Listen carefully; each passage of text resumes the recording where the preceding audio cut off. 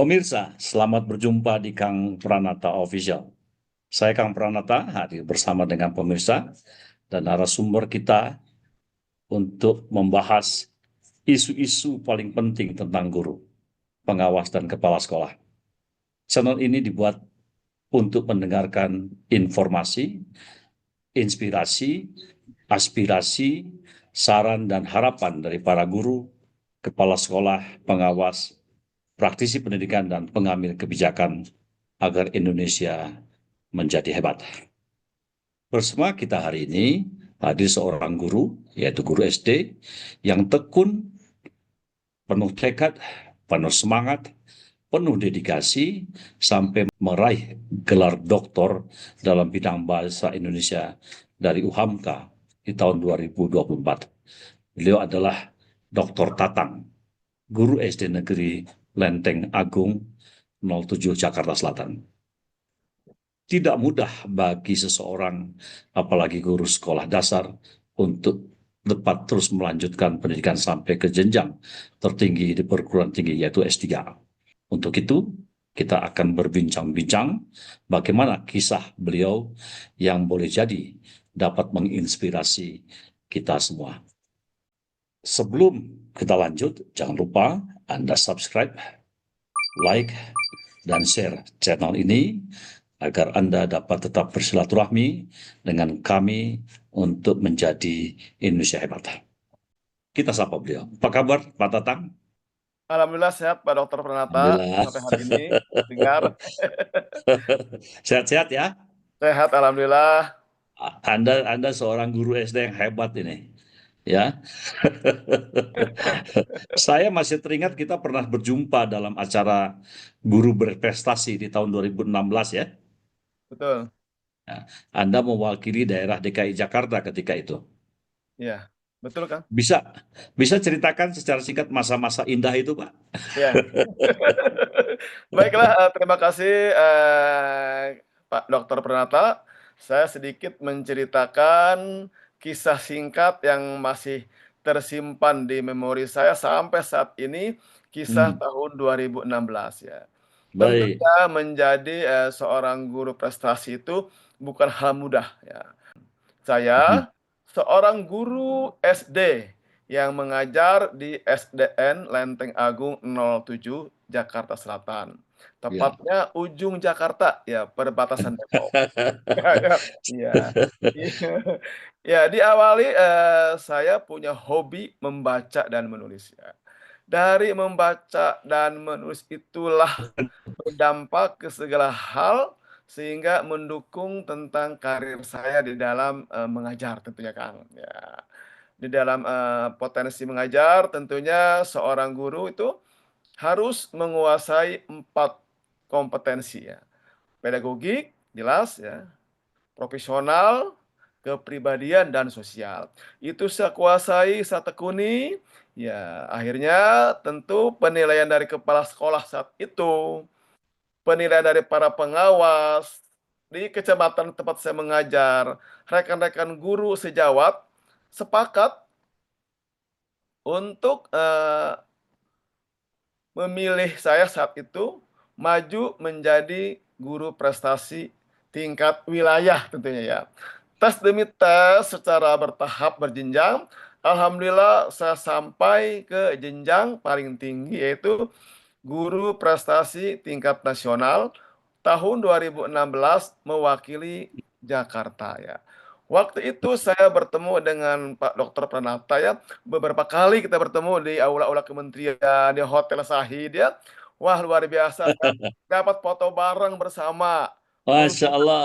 memakai baju kebesaran jas hitam-hitam dari kementerian. Begitu diumumkan lulus, saya sampai ke nasional, langsung dijapri oleh, waktu itu panitia, "Pak Tatang, Ya. tolong ukur jasnya." Luar Wah. biasa. Waduh waduh, begitu nyampe Sahid Hotel waktu itu, Ya. langsung mendapatkan jas hitam, Hmm. tas, laptop dan pointernya, terus Hmm. batik kebesaran, Kang, batik yang warna coklat itu, luar biasa, Ya. kaos juga, yang jelas saat itu apresiasi dari kementerian luar biasa ya. dalam bentuk, perlengkapan untuk mengajar lengkap, ya.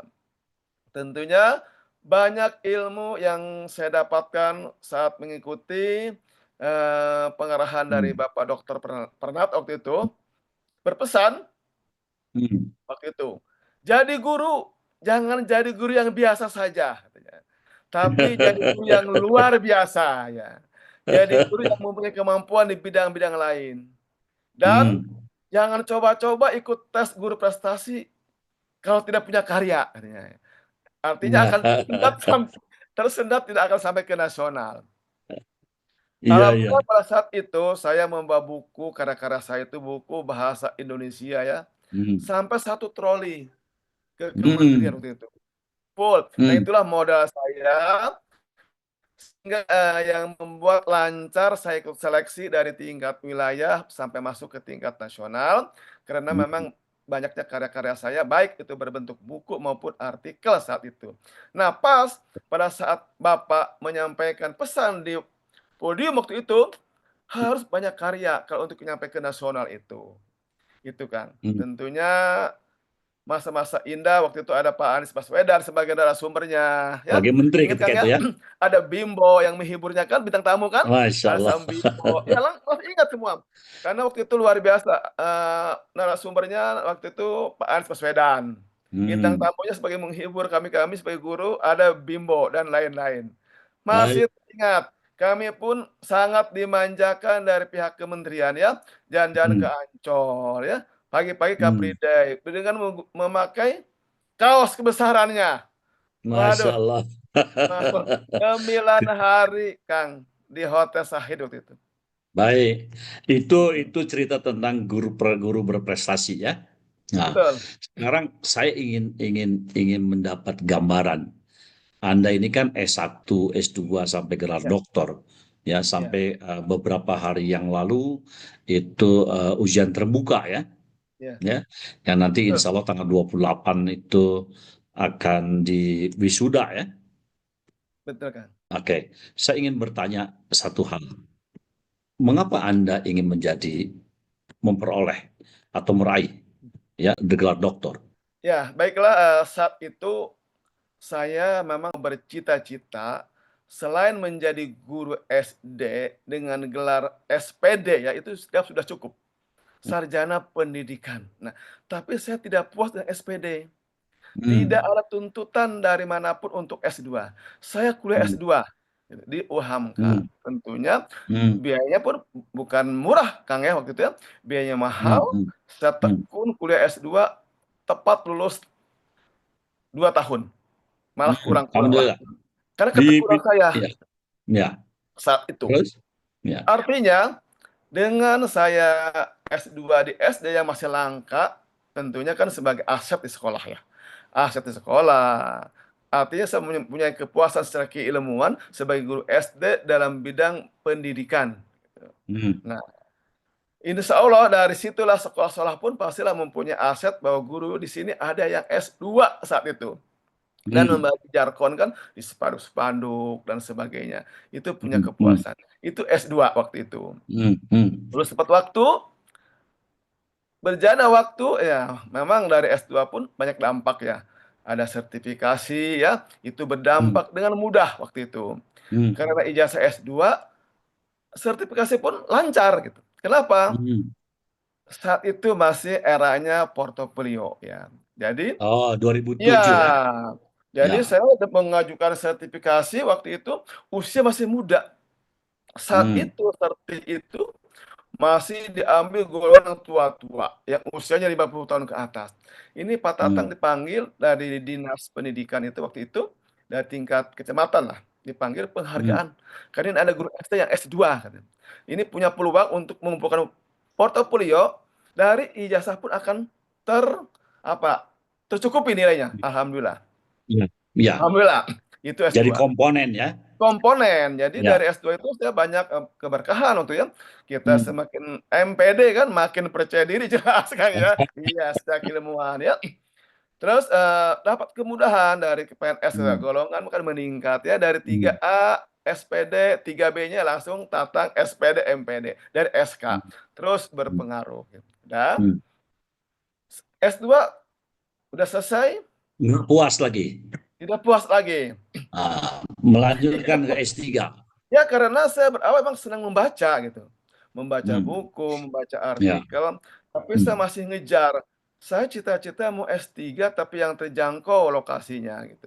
Kalau ke Bandung, kejauhan ya. ya. Artinya saya sebagai guru SD pasti akan terkenal dengan transportasi. Hmm, Jadi begitu S3 buka, langsung saya mendapat informasi dari admin UHAMKA di Japri, Pak Tatang S3 buka, langsung saya daftarkan. tahun berapa itu? Langsung daftar, registrasi. Waktu itu saya Tahun masih berapa ingat itu? tahun 2022, waktu COVID. Ah, Waktu COVID. Jadi waktu COVID hmm, itu tahun 2022, UHAMKA buka S3, satu-satunya lembaga yang berani buka perkuliahan S3 gitu. S1, S2 semua kan di rumah ya, secara online. Tapi kami S3, Pak, belajar langsung. Dengan menggunakan masker dan segala macam sarung tangan. Kenapa? Karena S3 susah kalau secara online, harus tatap muka gitu. Dengan materi serba aplikasi kan, dengan penjelasan prof dan dokter juga di kelas kita harus fokus. Jadi kami hmm, memberanikan diri UHAMKA waktu itu buka perkuliahan tatap muka. hmm, Saya langsung daftar, hmm, wawancara dengan profesor saat itu, seleksinya ditanya, Pak Tatang masuk S3, guru SD, betul. hmm. Biasa menulis? Biasa. Apa yang Pak Tatang tulis? Saya bilang, saya biasa menulis buku bahan ajar bahasa Indonesia untuk SD. Apa saja dari mulai kurikulum KTSP waktu itu, kurikulum K13 sampai sekarang kurikulum mereka. Itu yang saya tulis dan diterbitkan oleh beberapa penerbit nasional dan sudah beredar gitu. Ya, ya, maaf. Ya, Apalagi terus. yang Bapak tulis artikel. Hmm, hmm, Artikel itu semua sudah masuk ke jurnal-jurnal nasional. Juga hmm, kampus seperti UPI hmm, atau yang lain-lain. Ya, kalau mahasiswa S3 kata profesor waktu itu, biasa nulis itu modal. Itu modal. Kenapa? Karena di S3 memang menulis ya. selama 3 tahun. Artinya Pak Tata akan terbantu potensinya. Kalau Hmm, memang biasa menulis. hmm, Alhamdulillah, saya diterima, masuk semester 1, belajar secara teori, tatap muka, hmm, lancar, ujian-ujian membuat artikel, masuk ke jurnal juga lancar, karena sudah hmm, berpengalaman. Nggak ada ya. kendala. Iya, langsung sidang proposal pun ya seperti profesor. Kalau Pak Tatang biasa menulis buku, berarti penelitian buku. Ya. Judul disertasinya pun terkait bahan ajar, supaya memudahkan dalam penyusunan. Akhirnya, Baik. betul Pak Dokter, disertasi saya itu pengembangan. Pengembangan bahan Bahan ajar. ajar bahasa Hmm. Indonesia. Tapi Hmm. berbasis budaya Betawi untuk Ah, meningkatkan literasi di SD negeri. Buku bahasa Indonesia Kementerian itu yang tebal untuk kelas 4 kurikulum hmm. Merdeka, serombak, teksnya menjadi teks berbudaya Betawi semua. Gitu. Saya terbitkan juga dan alhamdulillah itu mempermudah saya dalam membuat disertasi. Karena seperti pesan Prof sesuai kebiasaan menyusun itu. Ya, Jadi lancar, ya. alhamdulillah. Jadi saya tidak sampai 3 tahun lulus lancar di S3 angkatan pertama ini di UHAMKA. Itu Pak Dokter. Jadi kata kuncinya adalah menulis, membaca dan menulis itu yang mengakibatkan lancarnya perkuliahan. Betul, Gitu ya? betul. Ya. Saya ingin ada perspektif tentang Anda ini kan mengajar di SD. Kelas Ya. kelas berapa ngajar? Kelas 5 sekarang. Kelas 5.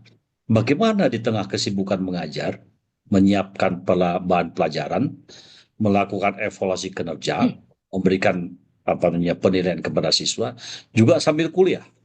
Ya, itu benar-benar saya memang manajemen waktu sangat ketat Pak Dokter. Hmm, Sebagai hmm, guru, plus Wakasek bidang kurikulum juga ekstra kan kerja saya. hmm, Full dari pukul 6.30 sampai pukul 12 itu saya mengajar, tupoksi hmm, saya full sebagai guru, yang membuat hmm, perencanaan, mengajar, sampai ke mengevaluasi ya. Plus hmm. juga memberikan, bimbingan atau kepada guru-guru pembekalan ya tentang kurikulum.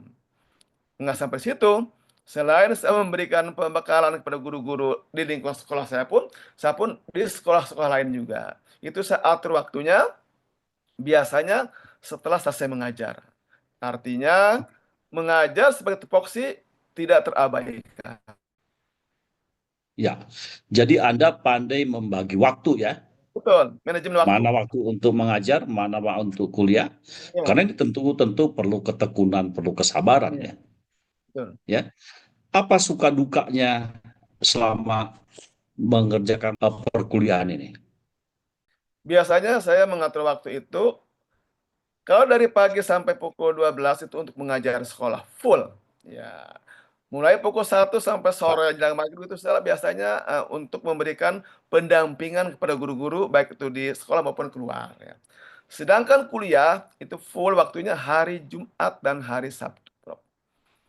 Hanya Jumat dua hari dari ya. mulai iya 2 hari, ya. Jumat Hmm, itu dari mulai pukul 1 setelah sholat Jumat sampai maghrib, hari hmm. Sabtu dari pagi sampai maghrib, itu untuk kuliah.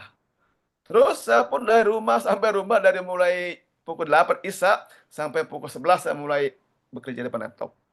Bagaimana dengan support atau dukungan dari keluarga? Alhamdulillah. Tentunya dukungan keluarga luar biasa sangat support. Yang jelas saya bagaimanapun sibuknya di rumah, pukul 11 tutup laptop. Ya, tutup, selesai 11 pekerjaan saya. malam. Iya, itu rutin. Baik itu buat urusan kuliah maupun urusan saya menulis buku gitu. Kenapa? Baik. Karena menulis buku pun kan dari beberapa penerbit serba deadline, Pak Tatang jangan lupa tanggal sekian harus sudah di-upload ke penerbit buku-buku saya gitu. Eh, Jadi sekarang sudah terus berapa banyak buku ya. yang diterbitkan? Buku yang diterbitkan dari beberapa penerbit ya tentunya Pak Dokter ya, penerbit nasional yang udah diterbitkan Hmm. ke Indonesia secara nasional, sudah di atas 50 judul buku, ya. Masya Allah. Produktif juga ya. Itu dan yang lebih uniknya Pak Dokter, biasanya tuh Ah, kalau provinsi-provinsi itu mesan buku ke penerbit ya, buku dalam kelas besar, hmm. biasanya gini, Dinas Pendidikan itu dia MOU, kami satu provinsi mau pesan buku yang Pak Tatang penulisnya, ada syaratnya, Ada. Pak Tatang datang ke sini. Kita keliling. Iya, Alhamdulillah ya. yang jelas kan sebagai kita mahasiswa, pahamlah biayanya bukan sedikit ya, S2 mahal Hmm. apalagi S3 ya. Kita Hmm. S3 Hmm. ini SPP-nya saja 3 tahun, kalau hitung-hitungan kebeli mobil baru lah. Masya Allah. Ya, mobil baru kebeli, itu 3 tahun SPP. Belum lagi Ya. artikel. Artikel itu Hmm. mau publish internasional, Ah, Sinda 2, Scopus, pasti tahu. Itu harga semua ya. belasan juta itu. Nah, dari mana Baik. uangnya? Saya kerja keras sebagai penulis nasional. Jadi, Hmm. pada saat saya butuh uang, alhamdulillah royalti turun dari penerbit buat biaya pendidikan. Jadi berputar Pak Dokter ya, seperti itu. Pak Tatang sudah menulis kurang lebih 50 ya. Ya, saya menulis hampir 78 buku. Ya, Diterbitkan di 4 penerbit. ya. PT Angkasa, Grasindo, Mhm, Wali mhm, Pustaka ketika itu, ya, termasuk juga terakhir di Prosda Karya. Ya, ya, tetapi ketika saya apa namanya memimpin sesuatu direktorat jenderal, ya. lupa itu menulis itu. Sampai sekarang belum belum menulis lagi nih. Perlu Ya, mencontoh Pak Tatang nih yang super sibuk nih. Nah, pertanyaan saya adalah ketika Anda sudah mendapatkan banyak mhm, prestasi, ya, menulis buku, dan mhm, menjadi doktor, apakah Anda akan tetap menjadi guru SD? ya, betul. Saat ini saya akan fokus menjadi guru SD, tapi ke depannya saya Hmm. ingin menjadi dosen tentunya. Ya, dengan fokus bahasa Indonesia sesuai keilmuan saya. Nah, itu. Hmm. Setelah pensiun apa pindah jadi status pegawai negeri di dosen? Sepertinya saya nggak pindah dulu, masih tetap di SD dulu, mau diselesaikan Tet- dulu. Tetap mengabdi di sekolah dasar dulu. Betul, Masya Allah. nanti baru jadi dosen. Jadi ilmunya sudah ada dulu, saya sudah Ah. siap gitu. Baik, Pak Tatang, Ya, ini kalau kita bicara banyak, pasti waktu tidak akan pernah cukup. Tentu saja ke depan kita akan diskusi lagi, karena Anda adalah termasuk orang yang hebat, guru yang hebat sehingga Indonesia menjadi kuat. Pemirsa, demikianlah diskusi kita hari ini bersama dengan guru yang banyak memberikan inspirasi kepada kita semua. Kami akan kembali lagi dalam acara Kang Pranata Official dengan orang yang berbeda, narasumber yang berbeda, untuk kita bersama-sama di Kang Pranata Official. Saya patut berterima kasih sekali lagi kepada Dr. Tatang yang telah berkenan hadir dalam acara Kang Pranata Official ini.